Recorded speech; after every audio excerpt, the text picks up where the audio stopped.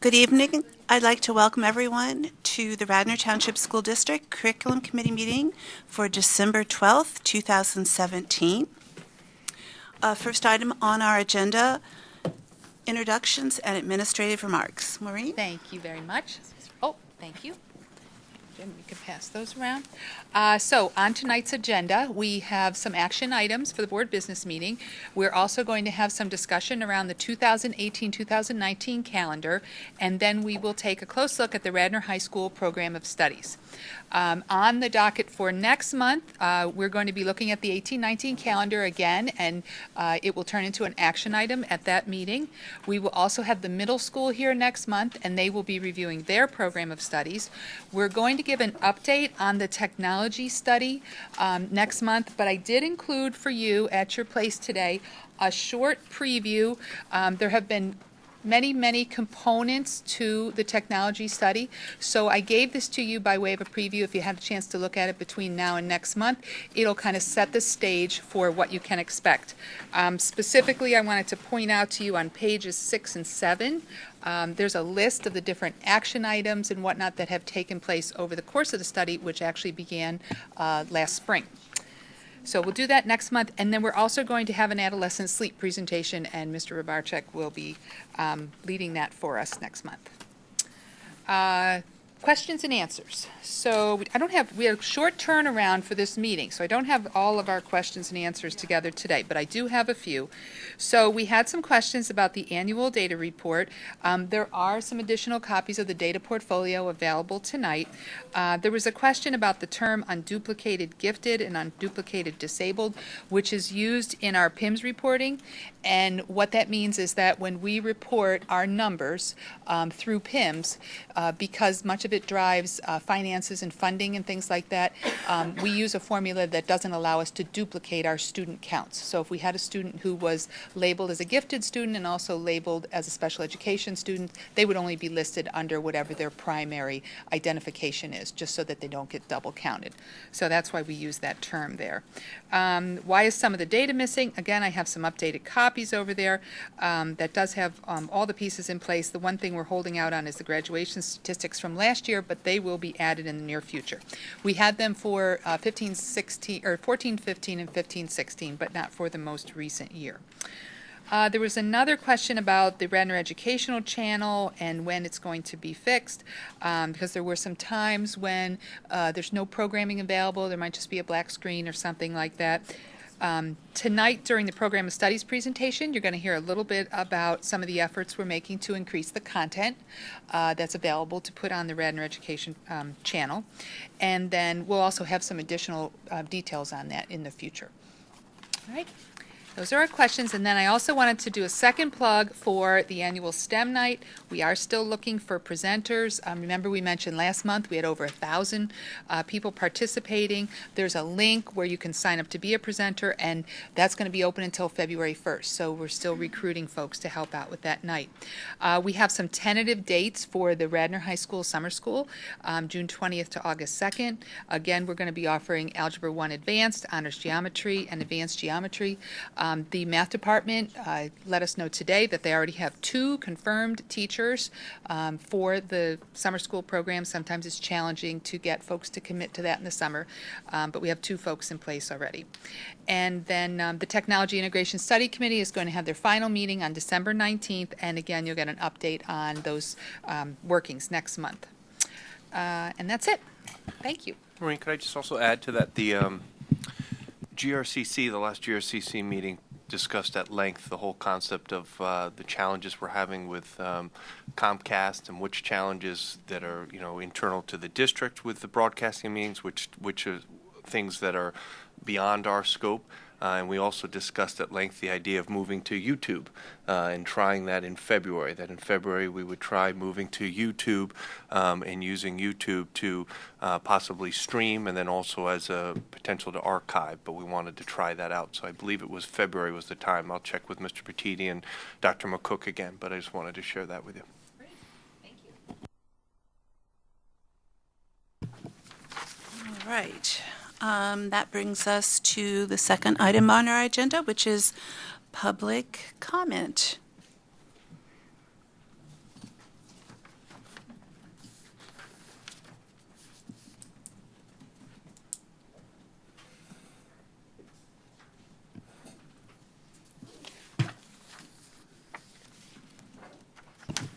Good evening, Judy, Shari, Governor's Circle, Town Square. This first comment has implications, just like actually the television station sometimes blends in between different committees. And just to be clear, the Verizon channel has nothing on it. So it's not a question of quality shows. It just has a black screen with popping. So it's so just point that out. Last night at the Board of Commissioners meeting, a parent stated that the district was above the agreed-upon enrollment for Radnor Elementary School. So I'm curious about what this cap is on Radnor Elementary, what the current enrollment is, and if the district's over the limit, has it notified the township and the corporate center? So, as I said, I know this has implications for facilities as well as maybe finance, but I also think it has to do with curriculum delivery. So, number 2, which is about 4.1 on the agenda, at least my agenda. And that is the Radnor Education Foundation's donations. Does the Radnor Board or Administration monitor Radnor Education Foundation's elementary school donations to ensure that they end up being approximately equal contributions to all 3 elementary schools, both in dollar amount and educational value? It's great that they're participating, but I think it's really important to keep an eye on equity between the elementary schools. And maybe actually the Education Foundation does that. I don't know, but I'm curious about that. My third comment is about the Radnor High School Program of Studies. That's 2018-19. And my comments focus tonight exclusively on world languages. In the beginning of the program, it talks about the fact that French 1 and German 1 are being dropped because they did not run for 3 years. And I think that's the bottom line. If a course is offered and it doesn't run for 3 years, it's dropped. Am I correct that they didn't run primarily because students have completed these courses in middle school? And then next comments are mostly about Mandarin, because it states on that page that Mandarin is a course that hasn't run for 2 consecutive years. This is the 3rd year Mandarin will be offered. Mandarin is not offered in middle school. There is only one level of Mandarin offered in the high school, Mandarin 1A. All other languages have multiple levels. Honors classes offered starting at the 2nd level. There's AP French and French 5A. There's AP German and German 5A, so it goes all the way up to the 5th level. Latin and Latin 4 to 5H honors, and AP Spanish and Spanish 5A. So all of those language classes have all of the different levels. The district's stated world language goal in the program of studies says the department is to help students into active members of a global society through the study of world languages and cultures. RTSD provided a comprehensive program through which students can achieve fluency in the target language and gain an indispensable communication skill needed in an interdependent world. So, it goes on. I don't want to take my time reading every detail, but it says students who begun their study of a foreign language in the middle school and wish to continue to advanced levels will take level 2 in 9th grade. None of that applies to Mandarin. So, how does taking Mandarin satisfy the world language goal? It's an isolated course not offered in the middle school like the other world languages, and there are no additional courses in Mandarin listed except one level. How can students achieve fluency? I checked around at different districts nearby. TE offers Chinese language and culture 1, 2, 3, and 4. Episcopal offers Mandarin honors Mandarin 2, 3, 4, 5, and AP Chinese. Shipley offers Mandarin 1, 2, 3, 4, and 5, and they require 3 consecutive credits in one language. Haverford School, similar, Baldwin only offers Arabic. Agnes Irwin offers Mandarin Chinese 1, 2, 3, and 4. So there apparently is a demand in private school where people have to pay a lot of money to send their children. The district appears to be offering Mandarin the exact same way it was listed for the past 2 years, when apparently not enough students, I don't know what the bottom line number is required, signed up to run the course. How does the district expect a different result? And my final comment is just about the calendar. Did the board consider starting school before Labor Day? TE starts next year on August 27th. What are the advantages and disadvantages of waiting to start till after Labor Day? Many, many students, as you all know, come back because of sports. Families are back in the area. So, has the board looked at this? And that's it. Thank you. Thank you, Judy.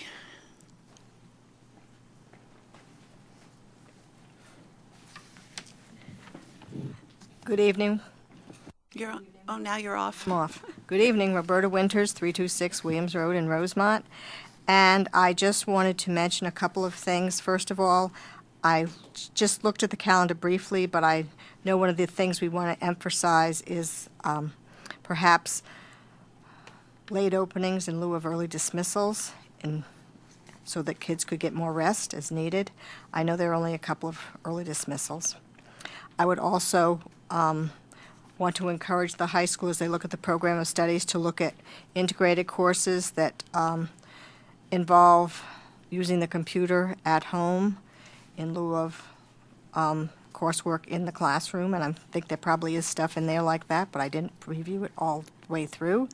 And also, as you look at the TV situation, to see if there's a way that perhaps when it is streamed or put on YouTube or put up through Comcast or whatever the Verizon network provider is, that it could be closed captioned, because I know a lot of individuals in the community have come to me on specific occasions, and not that, people don't always speak in the mic, but nonetheless, even if they are being heard, that people would really appreciate a closed caption alternative. Thank you.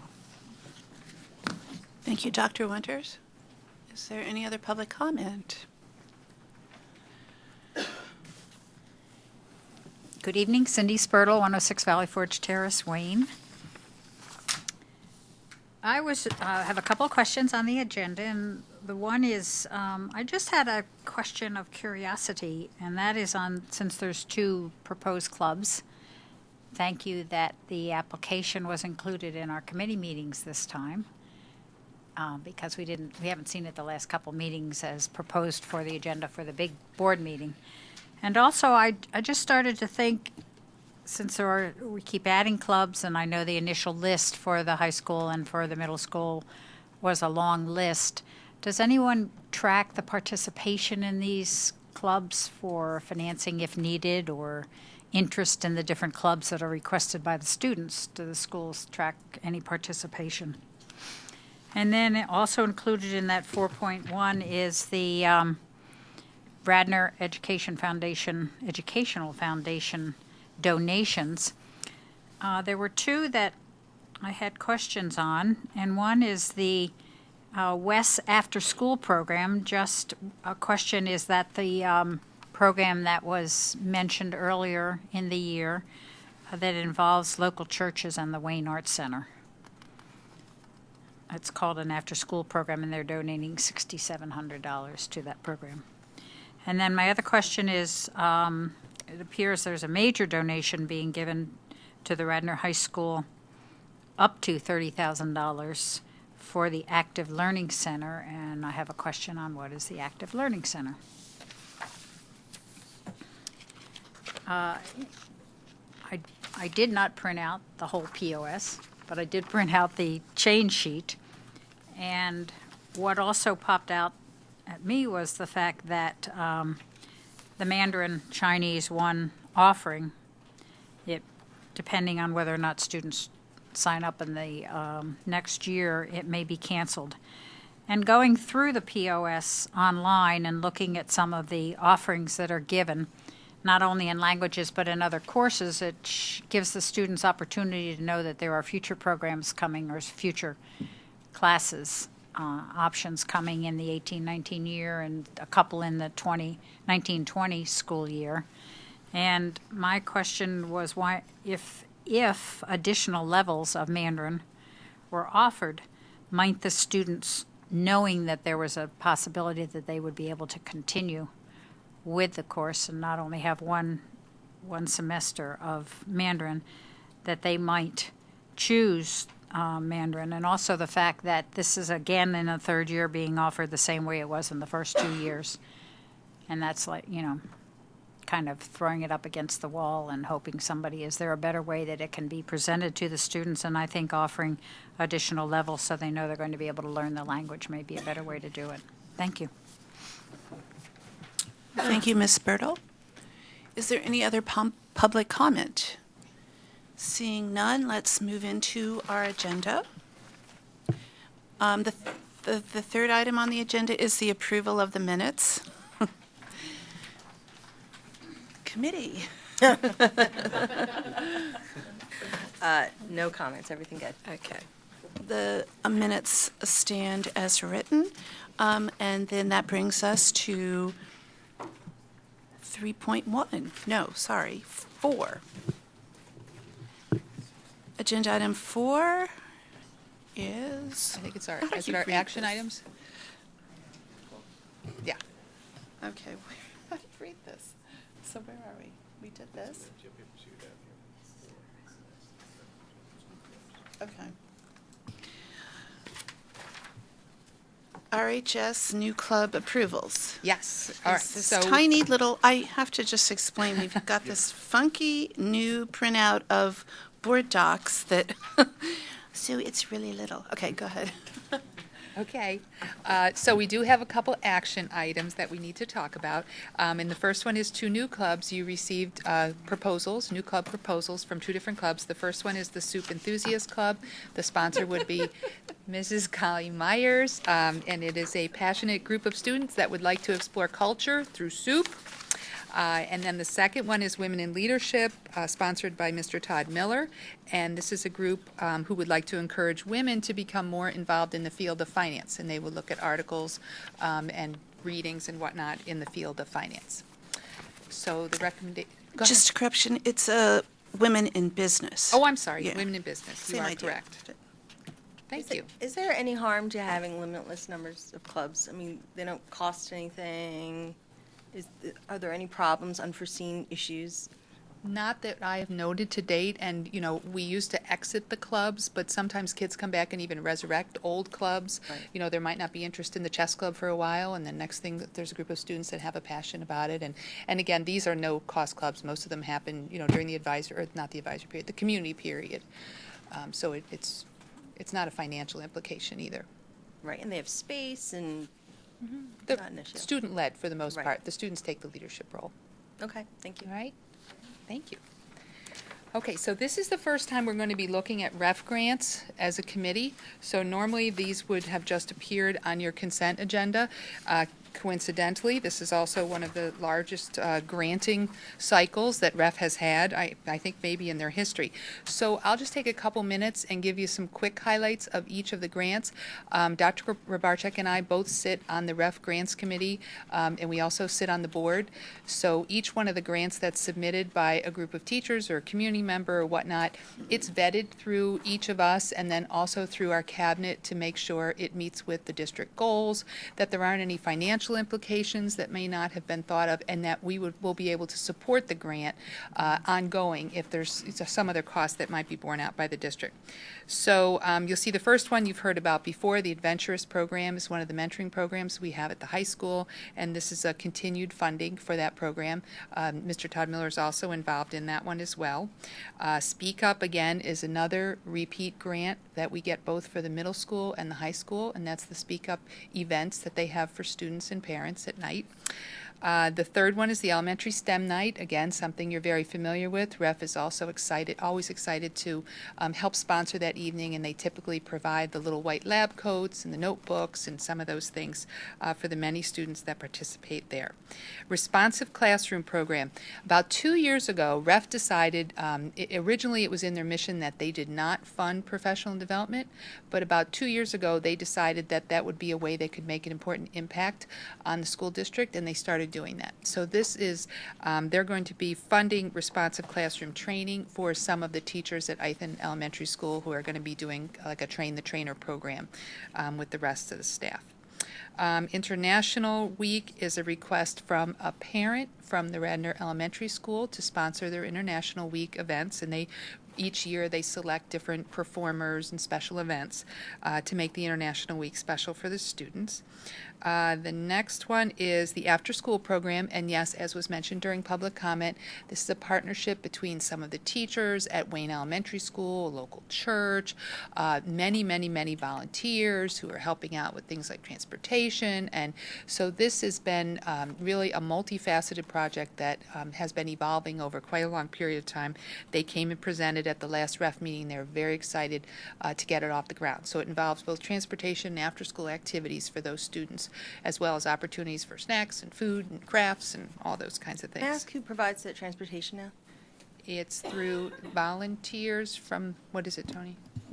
So we have currently a bus drop at that church from Wayne Elementary. It's one of the stops that leaves after school. But then in the afternoon, they call them angel drivers, and that's done through St. David's congregation.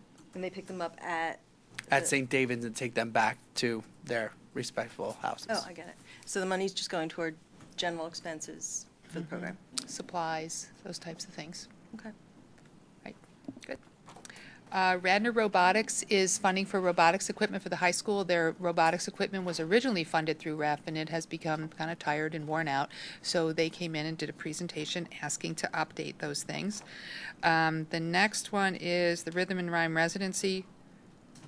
Tony, that's at Ithan, right? Is that that's an artist in residence? Correct. Correct. All right. So that would be an artist in residence for the Ithan Elementary School. They're typically requested through the PTOs. Gateways, white box learning. When we participate in Project Lead the Way programs, there's an annual licensure fee, I guess they call it. So in order for us to offer their different programs, for each one that we offer, we pay anywhere from like $2,300 to maybe $3,000, $3,500. So 2 of our teachers in the Gateways program at the middle school attended a Project Lead the Way training this past summer, and they wanted to try this module in the Gateways integrated program at the middle school. So it wasn't in our budget because we didn't know about it until this summer. So they did a presentation, and REF is funding it for the first year. And if it is successful and produces the results we anticipate, we have it earmarked as a budget item to support after this year. The next one, there's 2 very large grants at the end going to the high school. The first one is Active Learning Centers, and this was a very dynamic presentation done by Matt Torsani and Jessica Vergoldi-Scott from the high school. They have been working with their students in their integrated class, which of course is a larger class than what's typically there and also a larger classroom, to redesign their classroom in a way that would allow more collaborative learning, more use of technology, more flexibility. They've picked out furniture and rolling whiteboards and some different types of computer display type things, and they put forward a grant together with a couple of their students who came in and did a little demonstration on some sample products. They put forward a grant to redesign their classroom, and they were awarded up to $30,000, which they're really close to spending the whole thing. So the idea would be that this would be an active learning center that would be at the high school, designed by them and purposed for the use of their integrated class. But then in some follow-up conversation with Mr. Bechtold, he agreed that there could be opportunities for other classes to use it and for other teachers to kind of try out and experiment with some of the furniture and configurations and learning platforms that it allows in the classroom. So it's part active learning center for the students and part almost a mini experience center for their building where they can try out some of these more innovative classroom designs. Can you give us an example? So, for instance, one of the things they're looking for is 40 desks, because, they're integrated, so a large number of students, hence the large price tag. They picked out desks that are on wheels, and they're kind of shaped like a little diamond instead of a square. You can sit on them in any direction. You can sit on the back. You roll them around. They fit together. The desk flops up. It becomes chairs. So what they're demonstrating is that I can go from being in a circle for a discussion to, dyads for small group work, and, quickly and easily do that. Their rationale being mostly based in the idea that being an integrated class and working a double period every day, they need to have lots of different configurations and lots of different settings for the various activities they move in and out of. It's interesting. Yeah, it should be cool. And then the last one was actually the theater technology update was presented by a student from the theater program. As you know, we put some money into the auditorium at the high school over the past couple years, updating the soundboard, and there's a piece in this year to look at some lighting. As the students were looking at the different kinds of lighting options, they built some things into the proposed budget, but the students also identified these two kind of moving spotlights that follow people and work with a techno board that allows you to do very dynamic things that you wouldn't be able to do, in a typical, I guess, high school environment or whatever. But they were really passionate about it, so one of the students brought it forward, and he did just a load of research and really sold the idea to the grants committee. So they are going to be funding these two lights and the associated wiring and the associated control board for the use at the high school. But as the student also pointed out, they're very easily transported and could be borrowed and could be used for like LM Day, for the play that's done each year at Radnor Elementary School and things like that. But they're very expensive, $30,000. Okay, so this is just a snapshot of donations that they're making this month? This winter grant cycle, so 3 times a year. Okay, so They have this a is cycle of grants. winter cycle. And, I'm taking this completely out of context because I don't have data from the other two, but there is not parity between the elementary schools on this cycle. And some of it is seasonal. And REF does look at the distribution of the grants. It is based on a volunteer system. It's based on parents, principals, teachers, the community. Anybody can come forward and request a grant through Right. REF. Yeah, They right. do look at the end of the year at how that works out, and they do meet with the principals from each of the buildings at the beginning of the year to talk about, last year maybe your building was a little lower than other buildings. Is there something you can think about that you might need? But again, it's also based on need, and it's also based on people's passions and interests and things like that. Right. So I guess I want to address this to Dr. Rybarczyk. So I'm sure you followed what's happened with this. Are you satisfied that there's parity between the elementary schools in terms of the money that is being donated? I do, and as Dr. McGuigan had said, it's seasonal. So the winter letter of intents are now starting to come into us, and I've already noticed that the elementary schools that did not submit as many grants or requests are now doing it for the winter. So they do equal each other out as they go Okay. through. So. Okay, thanks. Do you have anything else? No. With regard to this? All right. Great, thank you. Let's see if I can read this. Then we move into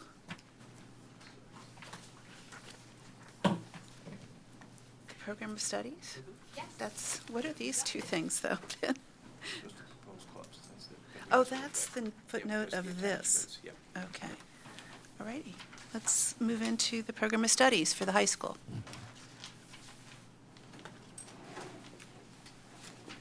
Let's see if this is what I used to do. This I can read.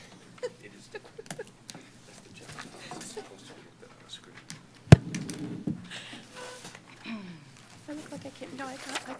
I got one. All right, good evening, everyone. Thank you for giving us the opportunity to speak tonight. Mrs. Kevgis, our Assistant Principal of Academic Affairs at the high school, worked with Dr. McQuiggan, our department chairs, to really take a look at what we offer, what are some of the courses that need to come out of this, and what are some of the new things that we can provide for our students.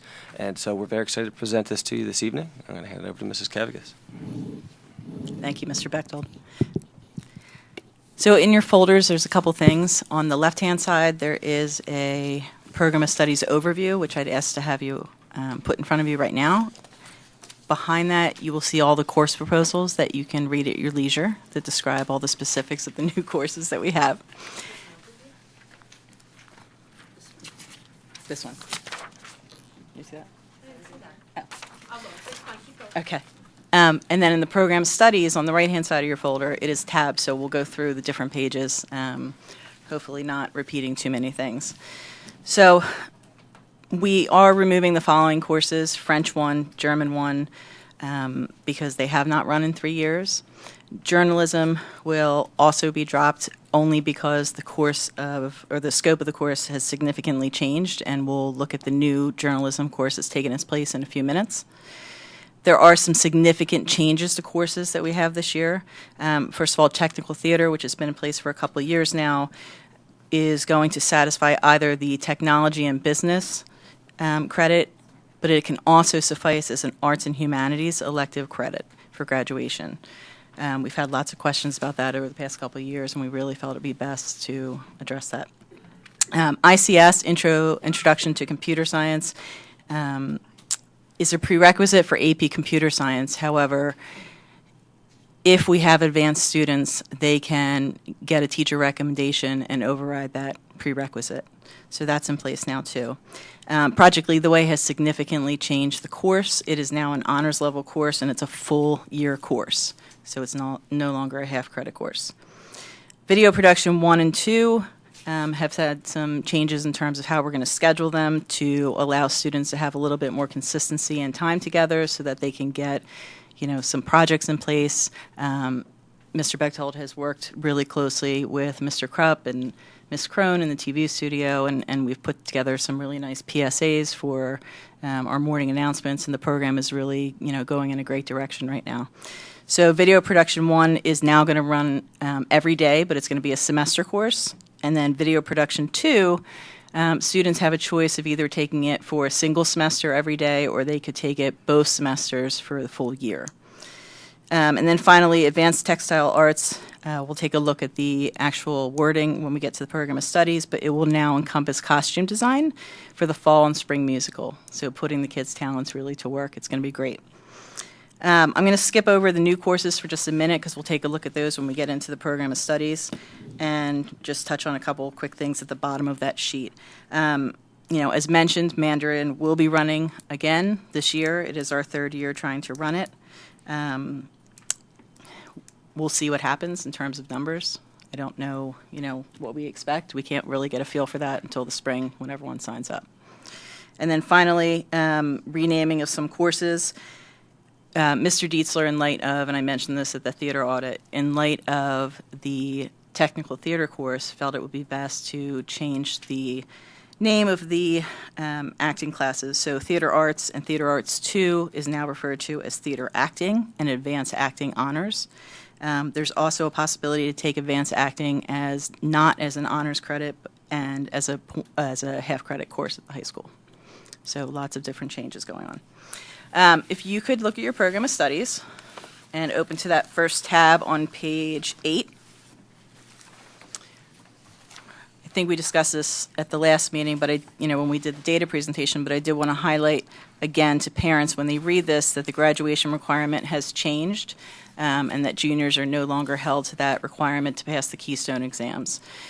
So it is for the class of 2020 and beyond. So that was the first thing. Now, will that be highlighted in red for the people that receive it? Or Oh, yes, this will go okay, exactly so as that's is. just not for us. That's going to stay there. Absolutely, Perfect. yes. If you turn to page 19,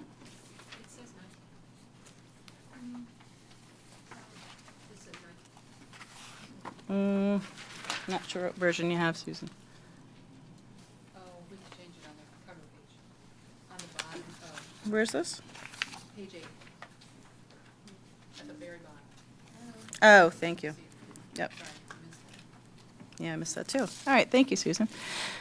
So if you turn to page 19, we have a new art class that's coming into scope for next year. It's called Behind the Scenes Workshop.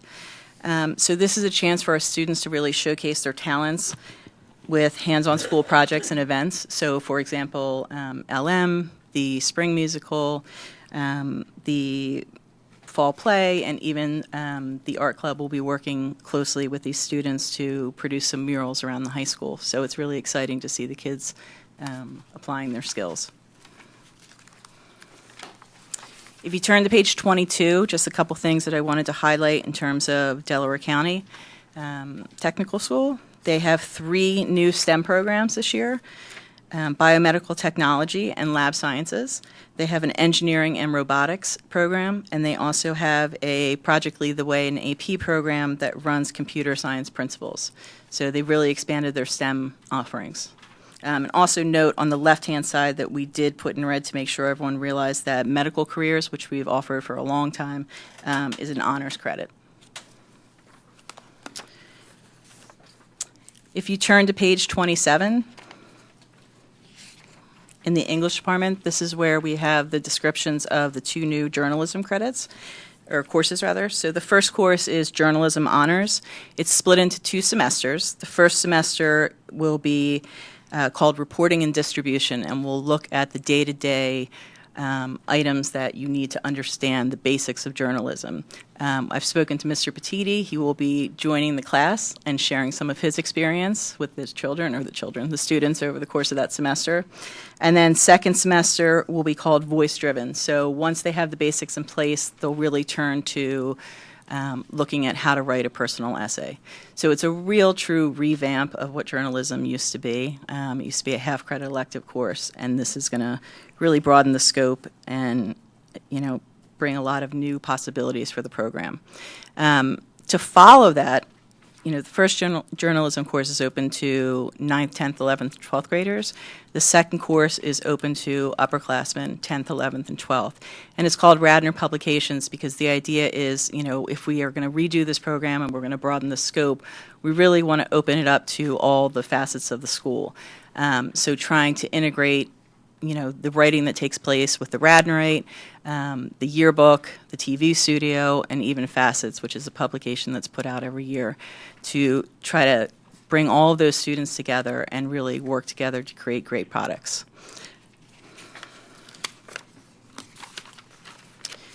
Okay. On page 37, just highlight that computer science, or ICS rather, Intro to Computer Science, is a prerequisite. But there can be a teacher recommendation, so that's a little bit of a repeat. Did I skip something? 30. Oh, well, thank you, Mr. Bechtold. I don't have 30. All right. On page 30, I apologize. Under Advanced Textile Arts, so speaking in regard to, what I mentioned before, this is the description talking about how the students will now encompass those skills that they do in the advanced class to really help with the production of the musical and the, fall play. Okay, so page 37, again, is that just to highlight that it could be either a prerequisite of Intro to Computer Science for AP Comp Sci or that teacher recommendation if the student is advanced, which is a change from last year. And then if you flip the page, you'll see the music department on the left-hand side of page 38 has multiple places that are in red. And again, we don't know how we will run it until we really have the numbers, at the beginning of next year. However, we're leaving it open to different formats to see what can be best fit for the kids that sign up for jazz and percussion and chorus and all the musical electives. So it may be a semester format. It could be on cycle days. We really want to see what may work best for the kids. We're thinking that perhaps if we switch to a semester model, that we could actually have 2 different sets of kids, one running in the fall and one running in the spring, and actually increase the numbers. But again, we'll see.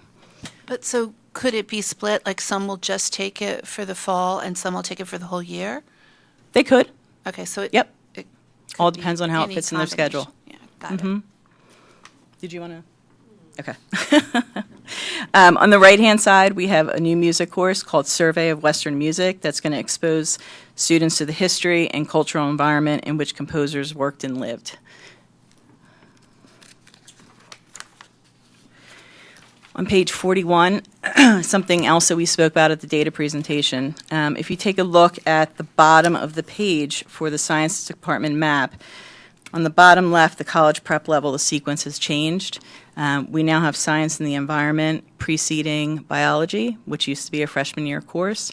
The rationale behind that, again, was to give the students that extra year of time to develop their reading skills and their comprehension skills. Biology is a super hard course to begin with. It's based in vocabulary. It really is a different language in some respects. And comprehension is a huge, huge piece of it. So if we push that off to their sophomore year, it gives them a little bit of time to grow as learners and as readers. And also to, hopefully, our hope is to perform better on the Keystone exam to give them that edge up. And then the last one is on pages 56 and 57.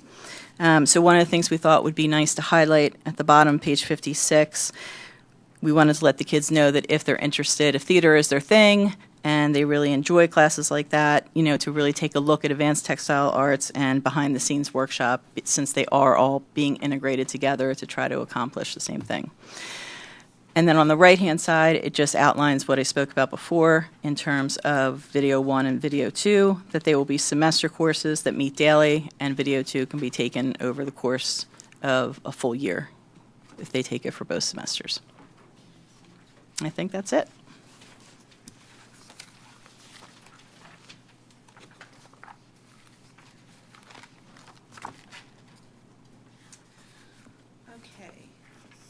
So go ahead, you have questions.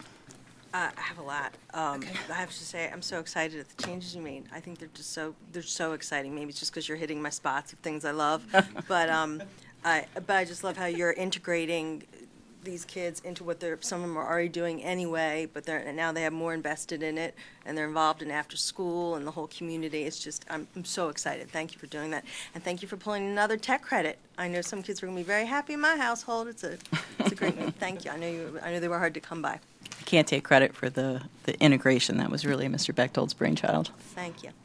So my question is sort of about languages in general. I know we've had a lot of changes in the past couple of years with faculty availability. I'm just wondering what you all see in terms of language trends, in terms of what you, and I also wonder, do you all ever do surveys just to ask, would you take Mandarin, for example, if it was a 3-year course, or do you just don't, is that not an interest? Whatever. I'm just wondering what you see. So I see Dr. Kearney sitting over there, and I'm going to kick this to him because he was integral in really going through the world language audit, and we did do a number of surveys. And so, Dr. Kearney. Yep. So that's right. As part of the audit, we did take a look and see what trends were out there, and it was clear that Mandarin was something that had gotten a lot more attention and was being offered in more places, or at least attempted to be offered in more places than it had perhaps 10 years ago. As part of the preparation for offering it for the first time several years ago, we surveyed all the students at the high school and the middle school to see what sort of interest there was in taking Mandarin. And one of the reasons we decided to start with Mandarin 1 at the high school was because there were many students who expressed interest in it. At the same time, there was difference between students who expressed interest on that survey and students who actually registered for the course when it came time to sign up and commit to taking it. And that's why it hasn't run the past several years, is because those numbers weren't where they needed to be, and they were nowhere near the interest that students expressed on the survey that helped inform the decision in the first place. Do you all ever think about, I know there's a lot of chatter in the past year about, well, I guess it's really, long distance learning, what do you call it now? Cyber learning, with like sharing, so TE does all this, sharing costs or whatever, so we could, remotely do learning that way?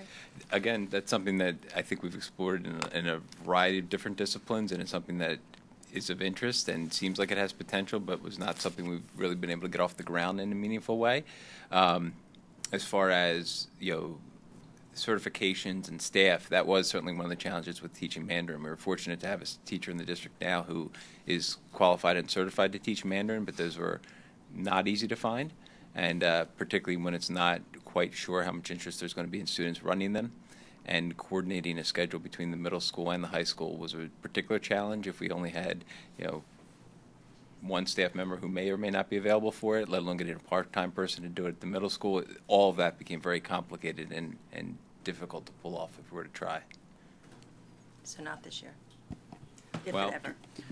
Well, and what I'd say is we certainly look forward to offering Mandarin this year, and the numbers bear it out. So for all the courses that we offer, if there's student interest and they run, Dr. McQuiggan and myself and Mrs. Kevigas have been in discussions about Mandarin, and if it runs this year, we'll be thrilled. And if it doesn't, then we're going to reconvene and we're going to look at where it should be offered and really go back to the drawing board with it. And I think that probably at that time we would go and go back to the drawing board as far as soliciting input and surveying people, because as Dr. Kearney did say, we did survey, and the numbers did not bear out with the actual course requests that we thought when we initially surveyed the students.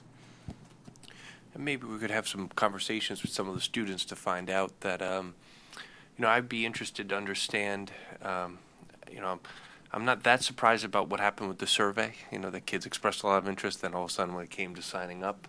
But what I'd be curious to find out is, and maybe this is through discussions with students and maybe some focus groups, is it because they fear that Mandarin 2 won't exist? Like, what is it that is that a piece? If we offered it as more of an intro in the middle school, would that make a difference? I'd be curious to just hear from some of the students.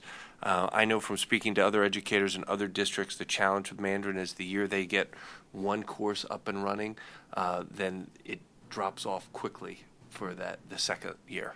That many places have pushed to try to get a Mandarin program, and then they'll maybe have 12 kids that first year, and then let's say they even run it with that 12. The second year they only have 4 or 5 who want to continue, so I'd be curious to talk to some of our students and find that out.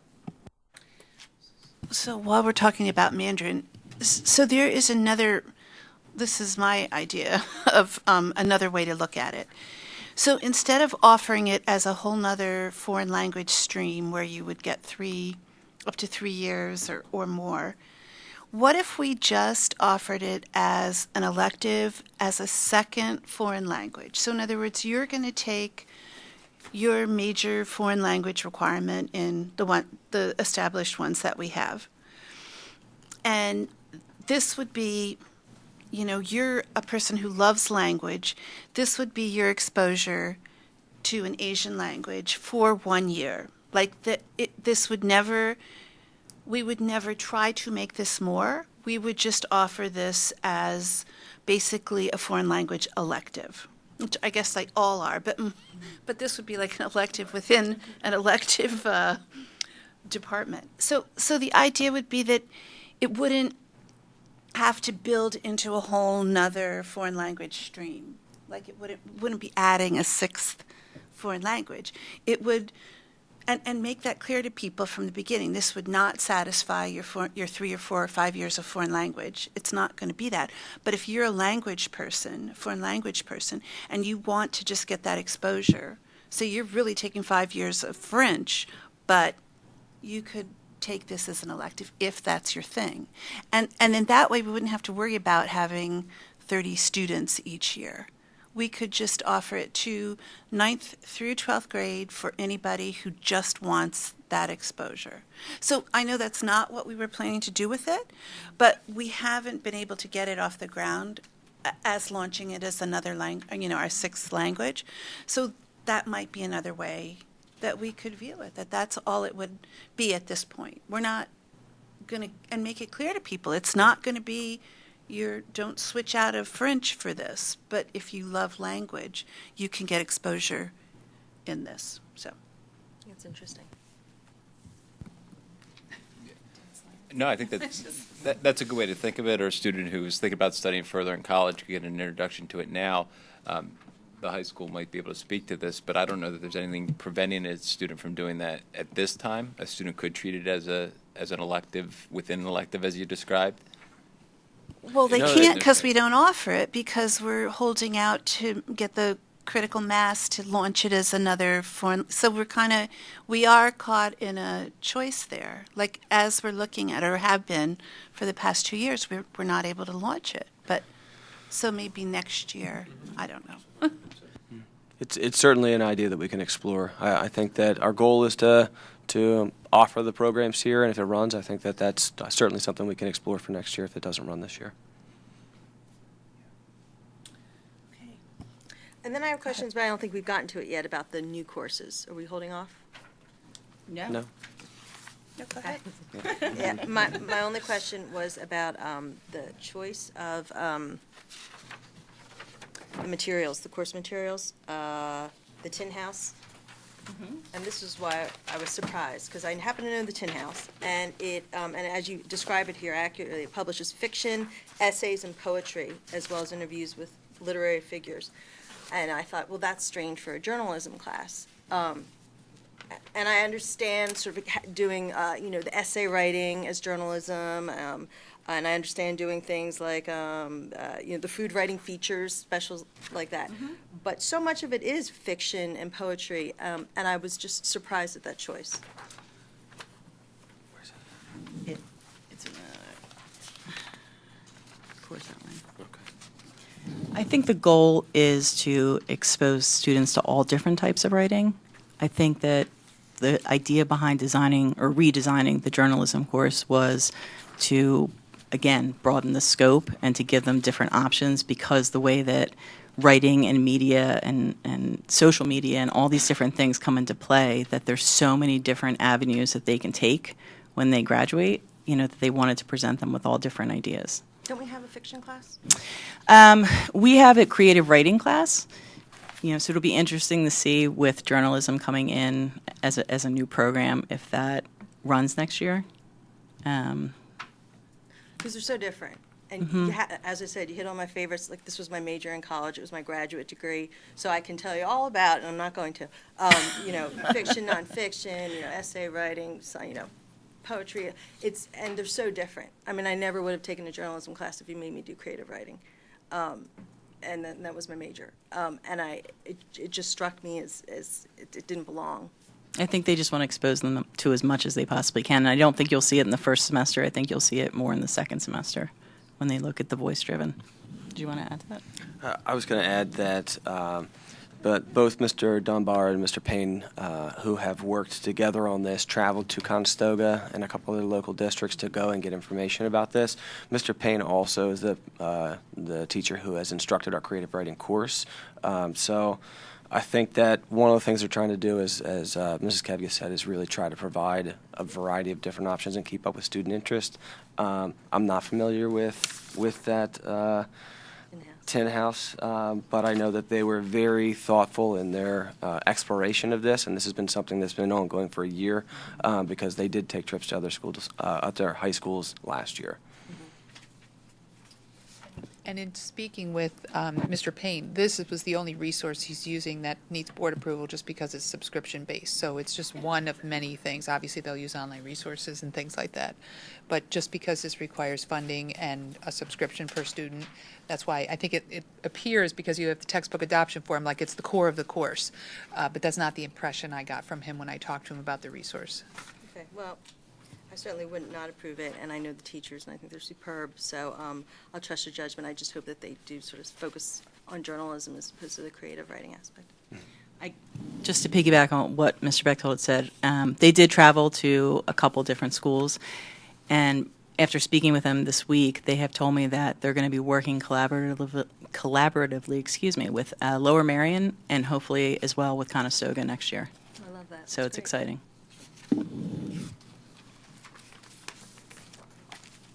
I'm done. You're good? All right. So I'm just always blown away by what we offer our students. I just think this is the most amazing opportunity for them. So first of all, thank you for all your hard work and just putting this together and managing, the whole how this thing goes. It's a marvelous thing.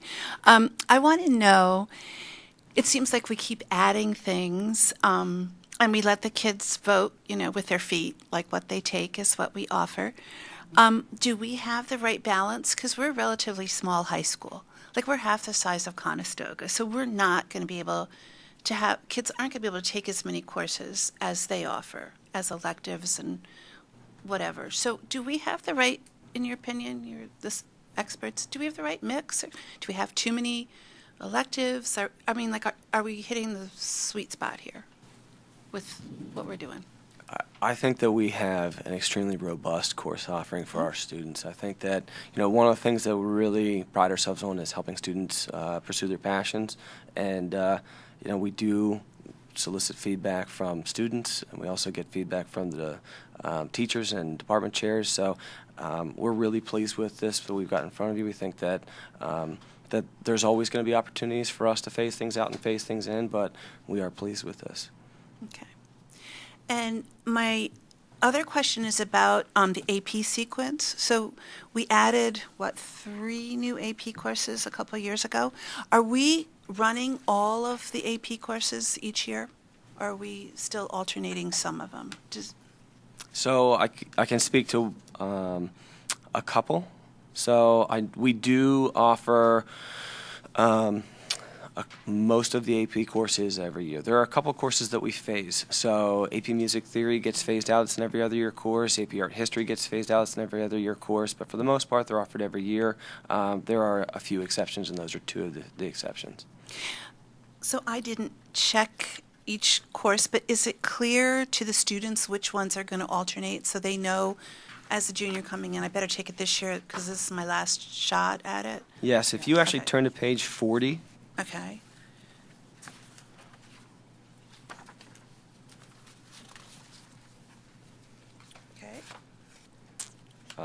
AP Music Theory will not be offered next year, but it's listed in the book there, and there's a disclaimer at the top that says it will be offered in the 1920 school year. That way students and parents know that if they're getting ready to take their courses, that they need to prepare in 1920 to take that course. So they have to plan out. So there won't be ones dropped this year because of lack of enrollment. Like, it's already planned out which ones we're going to offer pretty much. Everything that's in here, unless it says expressly in yeah. there that it's not being offered Right. that year, and it's just a placeholder to let students know that they would need to be able to take it the next year, is being offered. Yeah. Because we did have a point in time when we had to, this was several years ago, we had to drop AP European just because there was, people just chose APUSH and AP Government for some reason, and they did, so it didn't run. So is that something that could happen this year? Like, that's an example, not those specific courses. But could that happen with our science APs or our... That can happen with any course. So we were just talking about Mandarin. So this is really driven by student choice. So any course that's in the program of studies, if we don't have enough students to run it, we don't run the course. Yeah. Okay. You said it best in the beginning. Their feet, they make They- choices. yeah. The students make choices. Okay. So, I wish I could go back to high school again. All right. Thank you so much. Thank you. For everything. This is wonderful. All right, so we have one action item coming out of the program of studies, and that would be the textbook adoption. That would need to be moved to the board business meeting agenda for the end of the month. All right, are you ready to move into the calendar? Yep. So this year, we're addressing the calendar a little bit earlier than we have in the past to allow a little bit more time for discussion and also to get information out to our parents and families early so they can make plans and arrangements. So in front of you, you have a draft of the 18-19 calendar. A couple of the things that you will notice as compared to previous years is for the last 2 years, we've been running K-8 in-service days for the purpose of math and focus training. And we're now going to be in the year 3 of the Math and Focus implementation, so we will not have a need for them next year. So they are no longer there. How about if we go through it month by month, and then we'll come back to questions. So you'll see in August, we have our traditional opening and service days with our teachers. Our teachers, again, will be offered a flex day on the 31st for the purpose of their classroom setup. In the month of September, we have 2 Jewish holidays that fall on school days, so there will be no classes for students and teachers on the 10th and the 19th, and then, of course, also the holiday for the Labor Day weekend. October is a full month of work, and then when we get into November, we're off on the 6th for Election Day, and if you see the 5th, now you'll see that that is color-coded orange, and that's a K-5 in-service day. So last year we had a lot of conversation about half-days, and we talked about how, you know, they seem to be burdensome for families. We talked about the transportation costs involved in running the extra bus run in the middle of the day. So what we did was we combined our elementary teachers' assessment time together with their collaboration time. So on those 3 orange days, they have a half day of collaboration and a half day of assessment time. So the first one of those is on the 5th. That's a little bit early for assessment day, but we felt that it would be more convenient for families for it to be connected to the 6th, which is already an in-service day because it's election day. We have our traditional conferences on November 20th and the 21st. And then when we move into December, you'll notice that both Christmas Eve and New Year's Eve are on a school day, on Monday. And this poses a particular challenge for us because we don't have the wiggle room that things falling on the weekend tend to allow us. So the winter break will be fairly long this year. And then we'll also be off for Martin Luther King Day, which is January 21st. When you move into February, you'll see we have the traditional President's Day. And last year, we did an in-service day on February 15th. We got a lot of positive feedback on that from families. Again, connecting it with other holidays, connecting it with the weekend, connecting with President's Day makes it a little bit easier for families to navigate and plan. When you get into March, again, you'll see one of those orange elementary collaboration/assessment days, and then we have 2 days for conferences, the 20th or the 7th and the 8th of March. But again, those conferences only impact our elementary students. Easter vacation or spring break, which our spring break is traditionally aligned with the Easter holiday falling the week before the Easter holiday. It's very late this year. It actually falls in the middle of PSSA English Language Arts testing. But those are the days that we traditionally have off, the 5 before Good Friday there. And then when you get into May, the May 21st day is the primary, and we usually use that as an opportunity not to lose a teacher day, but not to have students in our buildings when their primary is going on. So that's an in-service day. And then we have Memorial Day Monday on the 27th, and again, that third assessment day/collaboration day for our elementary teachers. At the end of the year, we have 2 in-service days, and then we started doing this a couple years ago. Our snow days in excess of 2 are stacked in June. So some of the feedback we got before from families was when we were using the spring break to make up snow days, it was like, well, you kind of told us we had off, but we really don't have off. I can't make any plans. I have to wait and see if it snows. And people thought that that was a little bit cumbersome. So we have 2 days built in, but then we also have the opportunity to add additional days at the end. You will notice that graduation that we typically have on our calendar is still to be determined, and this is solely based on the availability of the facility. Mr. Bechtold and Ms. Kefkis have been staying up to date with the developments at Villanova and the availability of the space, but it's really very far out for us to plan. So as of today, we don't have a specific date, and we don't want to tie ourselves into one because we're not sure how flexible we'll need to be with that. So we have 191 teacher days, and then our goal is also, of course, to have at least 180 reportable student days. So we have 10 in-service days. So our math works out there. And I think that's about it. Any questions? So, I'm sorry. Yeah, go ahead. Jump in. I take it you have not gotten pushback about losing all those half days. Last year? No, the only thing I got pushback, and I'm actually meeting with the PTO presidents, I think, next week. They were unhappy about, I think last November we had off every Tuesday or something like that. And that was part of, like, we did the math training and the election day, and, you know, everything just sort of piled up in November. So I heard a little bit of squawking, and Dr. Barsha can probably elaborate on this. Some of our PTOs do plan some things on those half days, like I don't know if it's spring fair set up or some of their events tend to work well for them when they fall on a half day, but it seems as though everybody's worked around it. But I will get some more feedback from them before we look at it again next month. And are you entertaining the thought of, if you do graduation, say at Villanova, of moving it to an earlier time as we are now doing with Temple? I am not sure about that. So, Mrs. Kepkes has actually reached out and been in communication with both Villanova and Temple for the. There's a different issue too with this system. Not that. Just making me get up.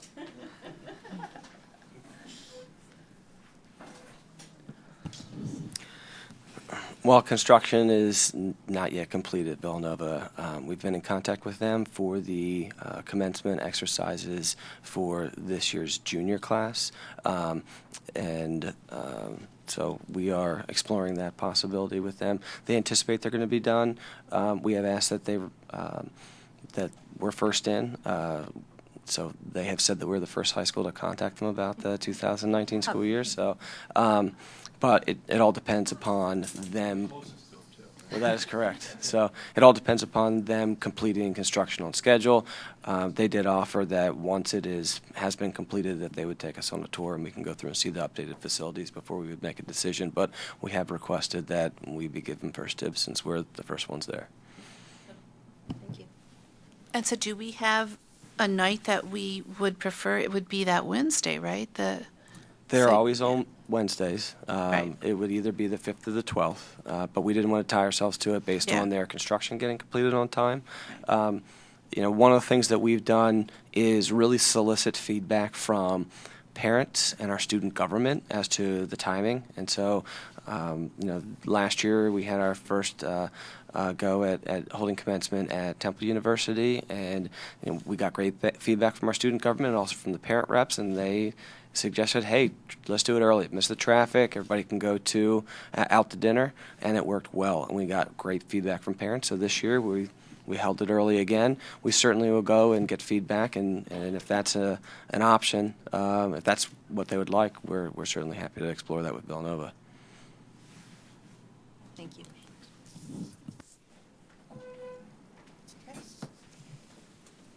And once again, thank you for being all over it. A year and more, almost 2 years in advance. Go ahead, anything I'm all done. Okay. So I think this looks great. And we did survey, gosh, when was it? Maybe 4 years ago now. You were part of that, where we surveyed, should we start before Labor Day? Well, we got a resounding, no way, people. So, unless the parents are really different now, that wasn't that long ago. Nobody wanted to start before Labor Day, so. If we don't get a lot of momentum behind that. No, it's not what we do here. Yeah. Okay. All right. So this will be vetted to various groups across the district. It's posted on the website. It's on board docs.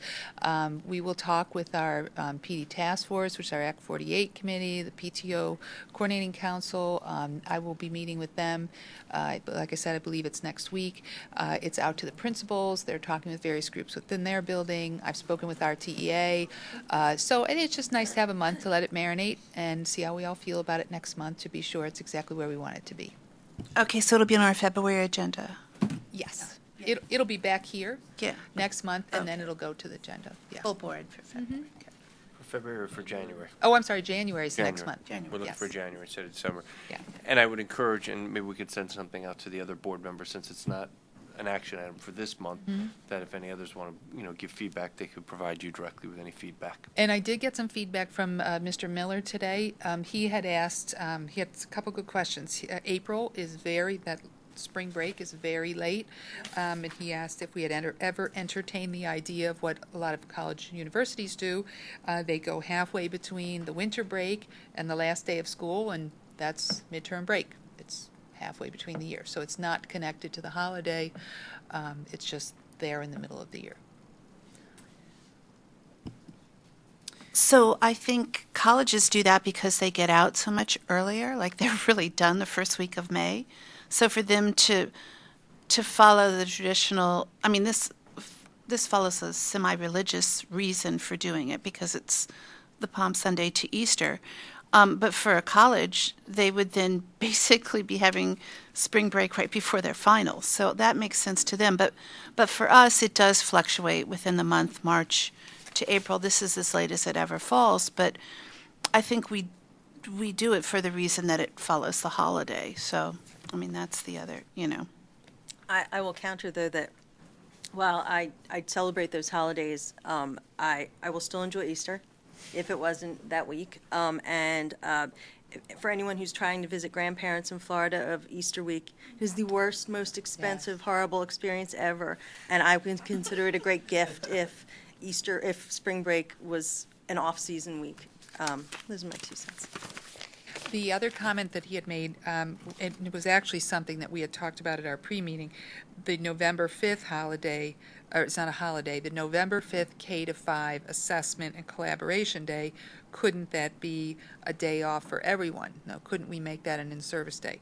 The challenge we have there is we would have to add another student day at the end of the year, and that would push our last student half-day into the week of June 17th, or we'd have to forego one of our built-in snow days.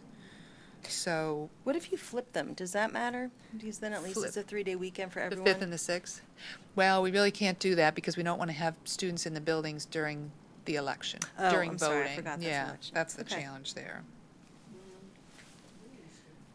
So that means the Yeah. middle school and high school would be in the building while we were trying to navigate all that parking and, Yeah, bad idea. visitors and whatnot. Yeah. This is the tightest year because It's of tight. where Christmas and New Year's falls. And we But- don't always have the 2 Jewish holidays during the week. Yeah, and that- Sometimes one falls on a weekend, just Yep. randomly. I guess my response to that is that I think we're very generous the Thanksgiving week with time off. So they are going to be getting, if not a full week almost, late, 2 weeks later. So anyway. Something to think about. We'll be back again next month. All right. Thank you very much. Great. I love the idea of getting this out early. Families need to plan, yeah. Where are we? Are we now on to our second round of public? Oh, new business. I can't read. Is there any new business at this time? I have none. Okay. Then we are on to our second round of public comment.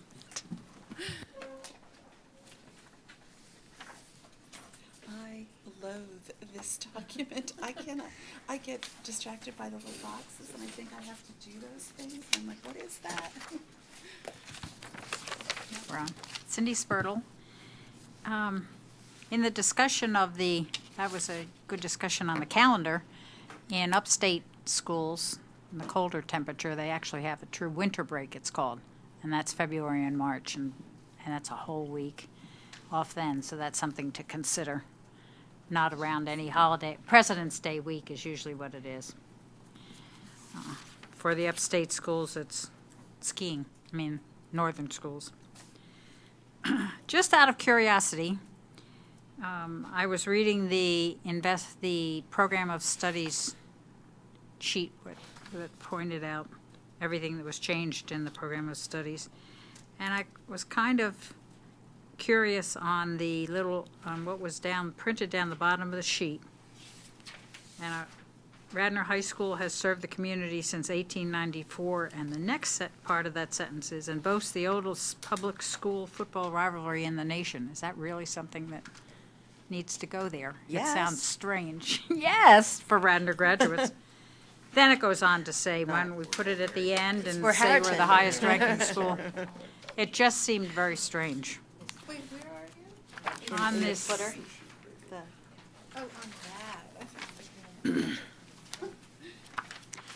and just, thank you for the presentation there was something that is in red that wasn't reviewed, and it may be just simply that it was left off of the original print, and that was just showing the grades for the philosophy and writing. They are in red, and I'm figuring that was just because it isn't a new course or anything. That's the only thing in red. And it was interesting that Julia brought up the possibility of coordinating with other schools for Mandarin. Maybe sending, if Conestoga offers it, sending our students there first thing in the morning. Also, the cyber program, and working with them. Radnor Township has a teacher for Mandarin, and that's probably, as you mentioned in your presentation, one of the hardest things to get. I have 2 grandsons that both took Mandarin. They were cyber and bricks and mortar schooling.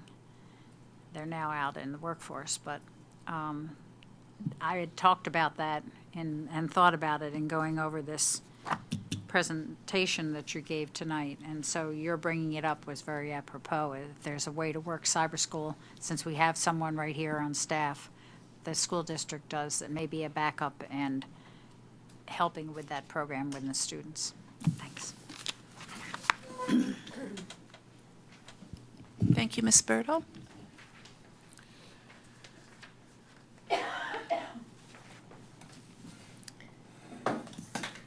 Hello again, Judy, Shari. Just on that same note about Mandarin, I know we've had past experience working with even private schools to develop something, the Academic Honor Code. I think we connected with Haverford School, which had an Academic Honor Code. So it seems to me that it would make sense to talk to schools, even if they're private, that have been successful in launching a language like Mandarin, to see did they have any suggestions for us that might make it a more successful program in the end. So thank you. Thank you, Ms. Shari. Is there any other public comment at this time? Seeing none, our meeting is adjourned.